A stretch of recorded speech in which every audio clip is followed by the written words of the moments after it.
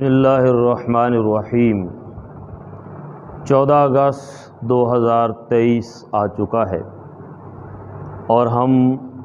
جشن آزادی یوم آزادی ہمیشہ کی طرح پورے ولولے اور جذبے کے ساتھ منانے جا رہے ہیں۔ ایک خوبصورت ملک جو اللہ نے پوری دنیا میں سے ہمیں چن کے عطا کیا، ایک ایسا ملک جس میں 4 موسم اللہ نے عطا کیے، ایک ایسی سرزمین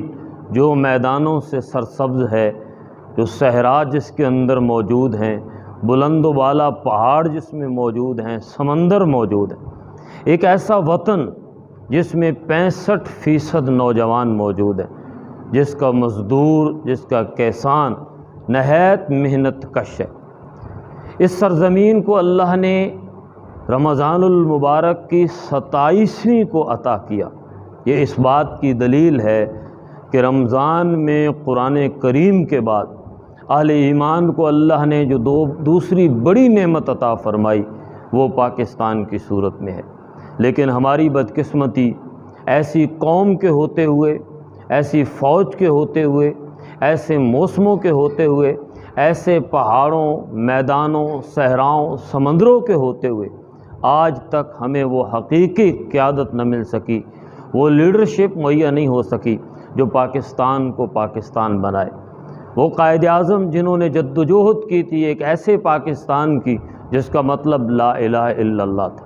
وہ اقبال جنہوں نے ایک خواب دیکھا تھا کہ ایک ایسا وطن مارد وجود میں آئے گا جس میں سوائے اسلام کے کوئی نظام نہیں ہوگا، لیکن اس قوم کو وہ لیڈر، وہ قیادت میسر نہ آ سکی۔ آئیے اس یوم آزادی پہ اس بات کا عزم کریں کہ اس وطن عزیز، اس خوبصورت ملک کے لیے اس قیادت اور لیڈرشپ کا انتخاب کریں جس کی سوچ قائد اعظم کی سوچ ہو، اقبال کی سوچ ہو، اور جس کا وہ نعرہ کہ پاکستان کا مطلب کیا، لا الہ الا اللہ، اس خواب کو شرمندہ تعبیر کرے۔ پاکستان زندہ باد، پاکستان پائندہ باد۔